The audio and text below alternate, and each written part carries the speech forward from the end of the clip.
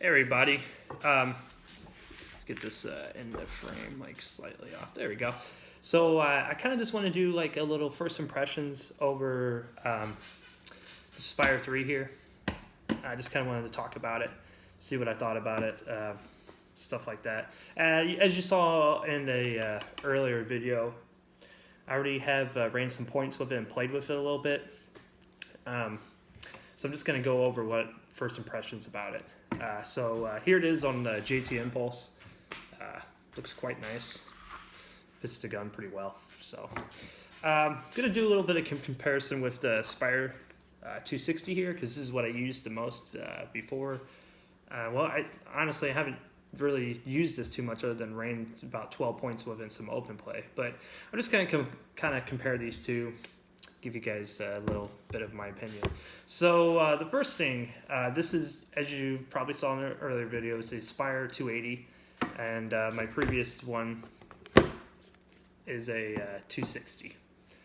And so the first impressions with it, I've noticed the kind of the difference between the two, especially since it's a pop-it gun. It's feeds a little bit more consistent. And again, I've had this for a very short time. I've had it for about a month, and I've ran probably about 12 points with it. And I know that's not a whole lot. Some open play with it the previous weekend with it too.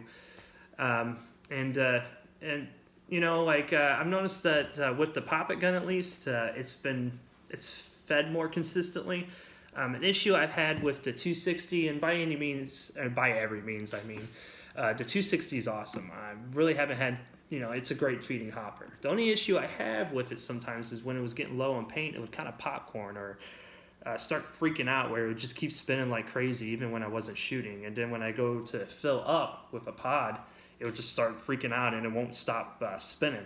And I've played with the settings and everything like that, and I'm not sure what the issue is. If someone could tell me in the comments, maybe I would know. But I played with the settings. I've returned them to stock. I made it less sensitive. I made it more sensitive, and it seems to kind of do it every once in a while.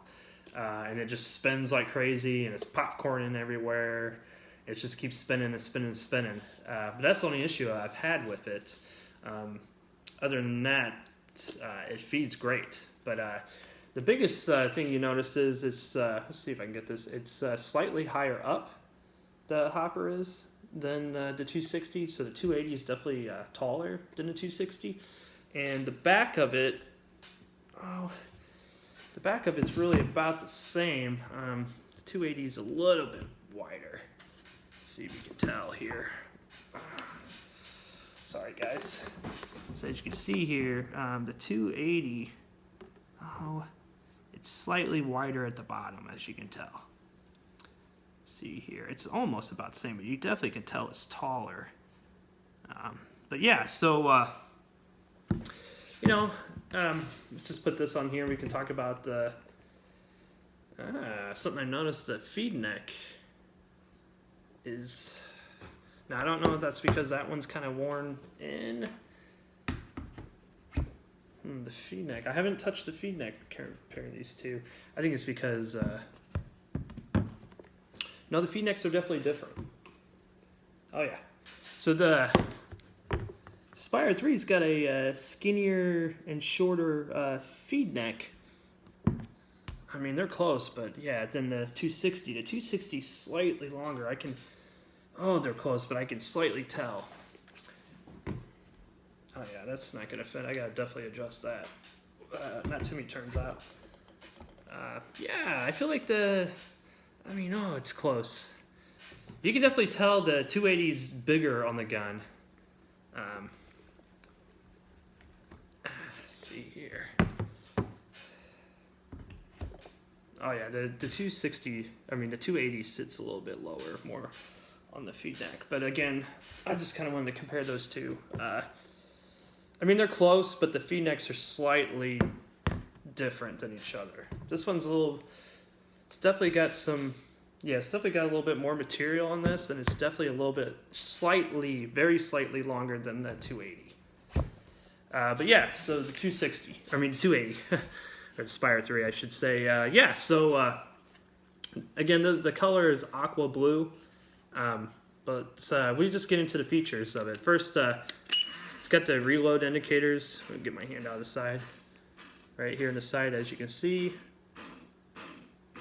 Now, see, the problem with that is the bottom of it, and I don't know if it's so much of a, you see those LEDs flashing. When it's on the gun like that, unless you kind of poke your head out slightly, you can't see it when it's on the gun. But to counter that, and this is the feature I really like about it, it has a ramp in there already, which I'll show you guys a little bit. So when it's down, it turns blue, as you can see right there. And then when the paint goes low, it turns red, and it makes a sound. Turn that off. Now, the cool thing about that is you can turn the sound on or off. I found the sound a little bit more beneficial when I was playing than the lights. There was so much going on that I really didn't notice the light. When I was laying in and kind of snap shooting and poking out and moving my head around, I could see the light in my side vision there, but I was more so listening to the sound. And when I heard that beep go on in the middle of shooting, then I knew, I was like, okay, it's time to reload. Yeah, so that's really cool feature about the Spire 3 compared to the original Spires, that has a reload indicator. And the sound one I think is more beneficial. The lights are cool, but it's just, as you can see, unless you poke your head out slightly, let me get it closer. Unless you poke your head out slightly, you're not going to see those lights. Maybe it's not that way for spool valve, but when it might be that way for spool valve. But when I'm playing with my JT Impulse and my Vice, I can't really see those when I'm shooting down or when I'm making a lane, unless I slightly, tilt my head out like that. Then I can see that light right there. But other than that, I can't see it. So I listen to that sound. A cool feature they made also too is I don't have a speed feed yet. Got one on the way. Got the Bunker King one, so I've heard good stuff about it. But the other cool thing about this is how easy it is to take off the speed feed. You just push, or the lid, I should say. You just push that button down right here. Now I got one hand doing this, and I haven't done it too many times, but yeah, comes right off. And then you just slap a speed feed in there. And then if it starts to rain where you gotta play, just stick it on back in there, and you're good to go. So that's kind of cool compared to the 260 where you gotta take off this back half here. And it's not that bad, but I think that's a little bit more convenient. So you push that up, and then that comes off. So this one does have a speed feed, but it can't come off like the 280 or the Spire 3, I should say. Gotta make sure I call it a Spire 3. Man, this thing does not want to open. But as you can see, yeah, that's not coming off. It's all integrated into one. So I know you can buy a new back for the Spire IR. You can buy the new back shell, the Spire IR back shell for this, and it does make it like the Spire 3 where you can pop off the speed feed. But this one does not have that. Another cool thing is about this. They got rid of that back plate. Now, as you can see with mine, they got rid of that back plate, so the button's right here to open it up. As you can see here with my 260, yeah, here we go. I had to replace that. That was originally white. I had to replace this whole back strap here because it broke. I actually got shot into the speed feed, believe it or not, and it hit that and it broke it. And I wasn't able to use it, so I had to replace it. So, and also like diving and stuff like that, it has a tendency to break off. But with that, they got rid of that, and they went with this button here. The button down here is to turn it on and off, right there. Simple button design. Down here is the feed button. If it jams, if they ever do, you just press it. To turn the sound on and off, you would hold it down, like this. Sound is off now, so when I turn it off, it turned it off for the ramp. So I apologize. Turn that back on. Yeah, so that turns the sound on for the ramp, on and off. You can also go in there and program to turn the sound off when it turns on. So get in there, hold the ramp down. Turns blue, as you can see, when it lets off. Beeps there. So you also can program this with your Wi-Fi. What I was meaning about programming it, you can program it by getting into it, same way with the old one. Or you could do that with the Spire 3. You can get in there with your phone and program it. You could turn the sound on and off when you first turn it on with this, or you could do that with the programming setting in the phone. You can turn the ramp off same way with the bottom thing there by holding it down. The way this one opens here, press the back button here, pops open like that. Things are a little bit different inside. Well, for the most part, they're the same, but there's a few things. They automatically come with that ramp again. So when you turn it on, you got the ramp down there. So when the balls are full, it turns blue. Reload indicator, when it comes up, turns red. So I guess I accidentally turned off the sound on that when I held it down. So now the sound should be back on. So you do that. And then it beeps. So pretty cool. Turning it off, just getting into the cone here. The cone's a little bit different than the other one. It actually comes out like that. So it's magnet. Instead of the old one where it pops in, it's a magnet instead. So it's easy to take on and off and clean. So yeah. To get it out, it's pretty simple, just like before. I find it easier to pull out. Just comes on out. I find it easier to take out than the old one. Things are a little bit different on here with the gyro. Sorry.